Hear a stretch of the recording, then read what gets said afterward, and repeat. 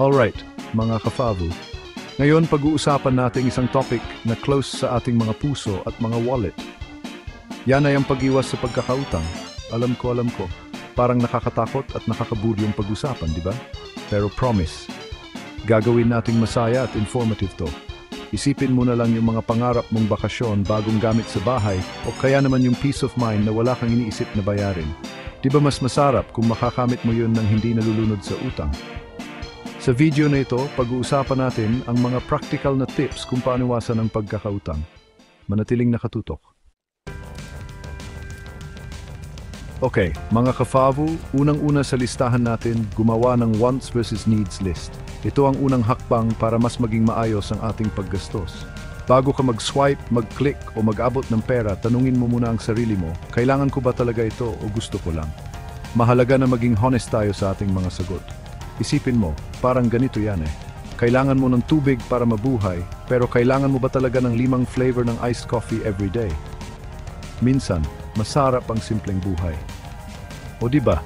Parang mas klaro na ngayon. Mas madali nang magdesisyon kapag malinaw ang ating mga priorities.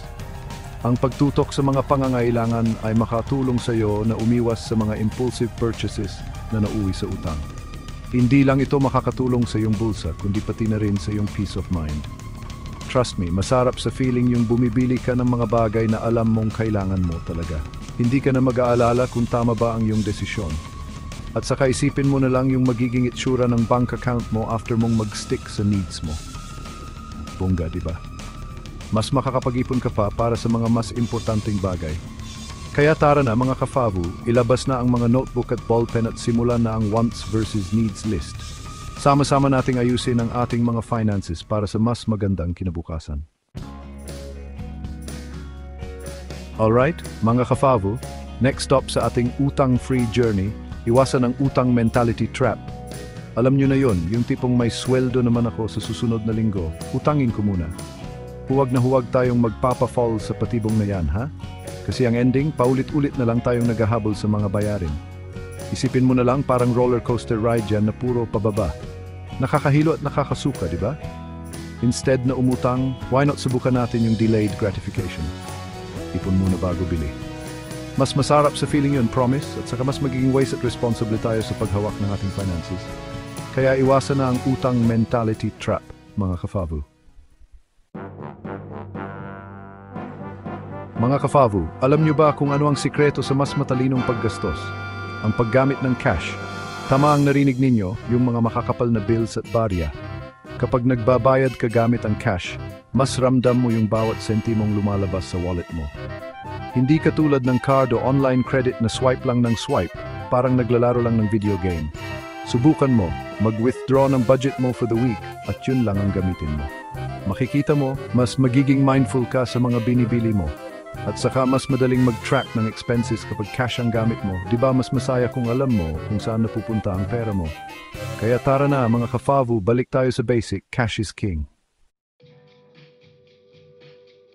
Chapter 4, Multiple Income Streams, ang lihim sa mas malaking kita. Mga kafavu, alam kong hindi madaling kumita ng pera. Kaya naman, bakit hindi natin palakihin ang ating income streams? Di ba mas masaya kung marami tayong pinagkakakitaan? Isipin mo na lang, parang may extra superpowers ka na. Side hustle dito, online selling dun, freelance work everywhere. Ang dagdag kita ay nangangahulugan ng mas malaking budget para sa mga pangangailangan at gusto mo. At syempre, mas maliit na chance na manggutang. At saka mas magiging financially secure ka.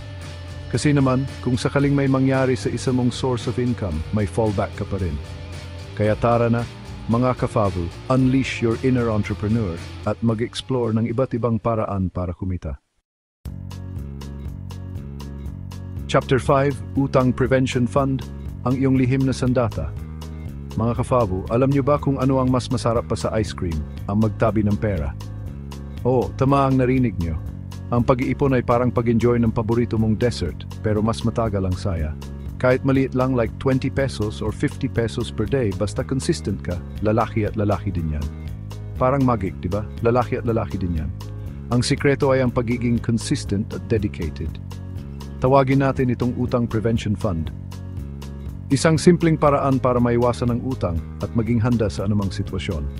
Ito yung magiging superhero mo in times of emergencies or unexpected expenses. Parang may secret weapon ka na laging handa. Isipin mo na lang, parang nagtatanim ka ng puno. Sa una, maliit lang siya, pero with constant care and attention, lalaki siya at magbubunga. Sa una, maliit lang siya, pero with constant care and attention, lalaki siya at magbubunga. Ang pag-iipon ay parang pagtatanim ng puno, pero with constant care and attention, lalaki siya at magbubunga. At ang bunga nito ay ang kalayaan mula sa utang at ang kapayapaan ng isip. At saka, mas magiging kampante ka knowing na may nakatabi ka in case of rainy days.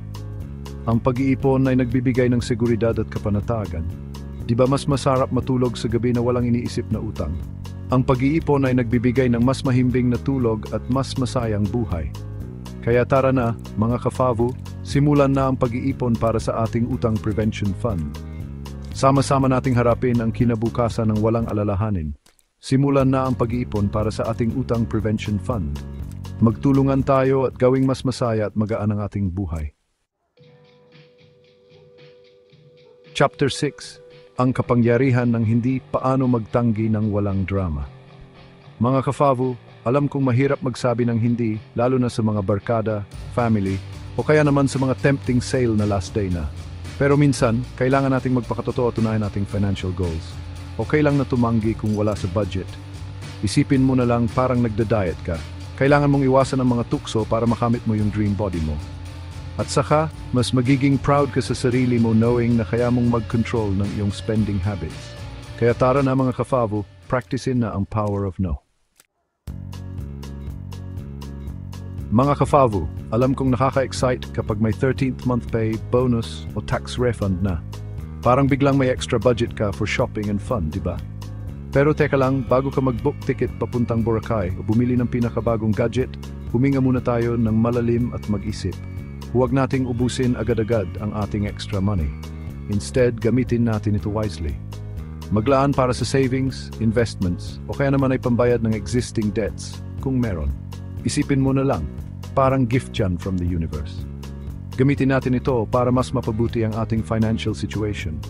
At saka, mas magiging financially secure ka in the long run. Di ba mas masarap yung feeling na may naipon ka at lumalago ang pera mo? Kaya tara na mga kafavu, be smart with your money. Maglaan para sa savings, investments, o kaya naman ay pambayad ng existing debts kung meron. Isipin mo na lang, parang gift yan from the universe. Gamitin natin ito para mas mapabuti ang ating financial situation. At saka mas magiging financially secure ka in the long run. Di ba mas masarap yung feeling na may naipon ka at lumalago ang pera mo? Kaya tara na, mga kafavu, be smart with your money. At saka mas magiging financially secure ka in the long run. Di ba mas masarap yung feeling na may naipon ka at lumalago ang pera mo? Kaya tara na mga kafavu, be smart with your money. Mga kafavu, alam kong convenient ang buy now, pay later offers. Parang magic, di ba? Parang nakukuha mo na yung gusto mo without spending a single peso. For now. Pero teka lang, bago ka mag-click ng checkout, basahin mo munang mabuti ang terms and conditions. Marami kasing nahuhulog sa patibong ng utang dahil sa mga hidden charges or late fees.